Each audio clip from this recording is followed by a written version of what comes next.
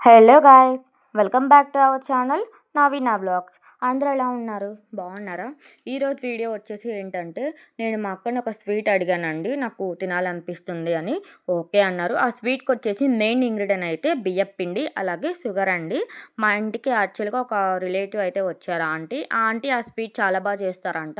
So aunty నేను చేస్తానమ్మా అన్నారు. నేను వచ్చేసరికి ఆల్రెడీ కొంచెం పంచదార వేసేసారు, అందులో వాటర్ కూడా వేసేసారు. ఎంత క్వాంటిటీ వేశారని అడిగాను. నాకు క్వాంటిటీ అనేమి ఉండదమ్మా, నాకు చేతికి నేను వేసేస్తాను, నాకు తెలుస్తుంది అని చెప్పేశారనమాట.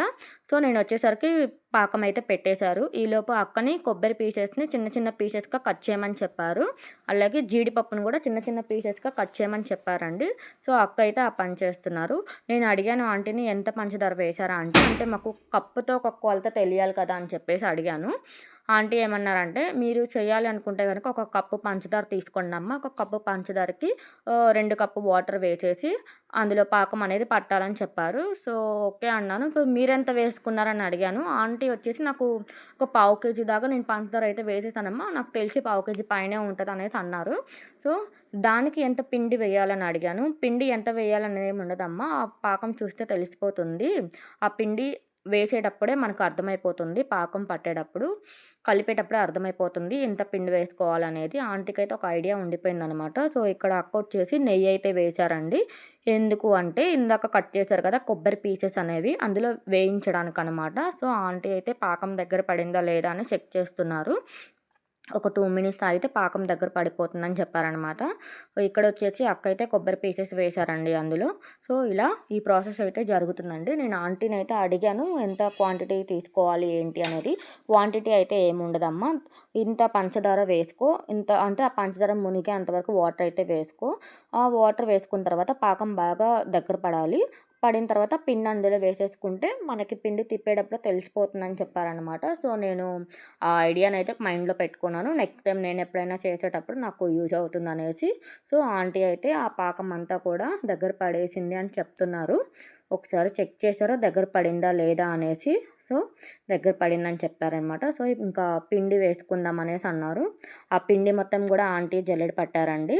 అసలు పట్టిన జల్లెడ అదే పిండి మొత్తం జల్లెడ పట్టారు కదా, ఆ పిండి మొత్తం కూడా పాకంలో పట్టిందండి. సో యాక్చువల్లీ ఏంటంటే ఈ పిండి వేసేటప్పుడు మనం దాన్ని తిప్పుతూ ఉండాలండి. ఎందుకు అంటే ఉండలు కట్టకుండా ఉండాలండి. పాకంలో మనం ఏదైనా పిండి వేస్తే ఉండ కడితే అది టేస్ట్ రాదు, అలాగే లుక్ కూడా ఉండదు. సో ఆంటీ ఏంటంటే, నేనే తిప్పుతాలేమ్మా అనేసి అన్న. నేను అడిగాను ఆంటీ నేను తిప్పుతానంటే, వద్దమ్మా నేను తిప్పుతాలే పర్లేదు అన్నారు.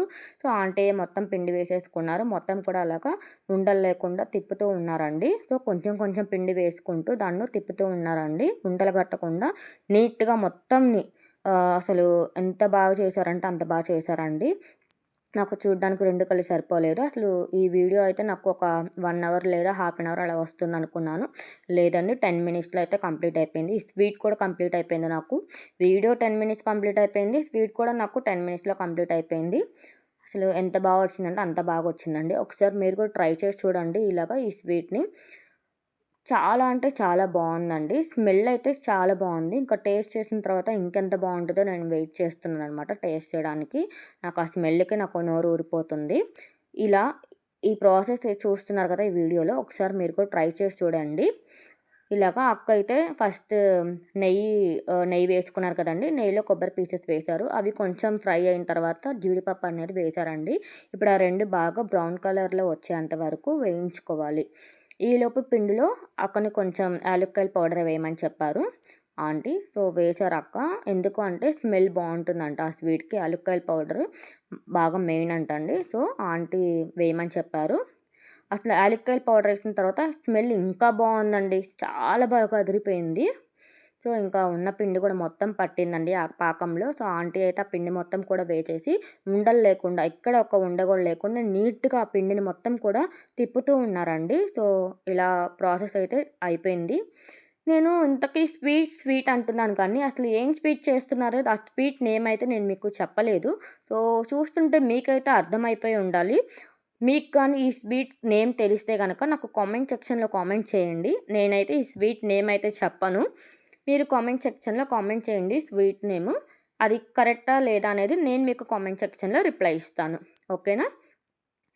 ఒకసారి మీరు కూడా చూడండి ఈ ప్రాసెస్ అనేది. ఈ ప్రాసెస్ కనుక మీకు కూడా నచ్చితే మీరు కూడా ఒకసారి ట్రై చేయండి. ట్రై చేసి నాకు కామెంట్ సెక్షన్‌లో చెప్పండి నేను కూడా ట్రై చేశానని. ఓకేనా? సో, ఇలా పిండయితే మొత్తం వేసేసుకొని మొత్తం కలిపేశారండి ఆంటీ. జల్లెడ పట్టిన పిండి మొత్తం వేసేశారు. ఏది కూడా మిగలకుండా. సో, ఆ పాకానికి ఆ పిండి మొత్తం సరిపోయిందండి. ఇంక ఎక్స్‌ట్రా పిండయితే ఏం తీసుకోలేదు ఆంటీ. సో, ఉన్న పిండి కూడా మొత్తం కలిపేశారు. చూడండి ఎంత నీట్‌గా కలిసిపోయిందో ఉండలు లేకుండా. మేమనుకున్నాము నేను, అక్క ఏమనుకున్నామంటే స్వీట్ అంటే పాకం కొంచెమే ఉంది కదా! పిండి ఎక్కువ వేసేశారు. స్వీట్ సరిపోలేదేమో, సప్పగా ఉందేమో అనేసి అనుకున్నాము నేను, అక్క.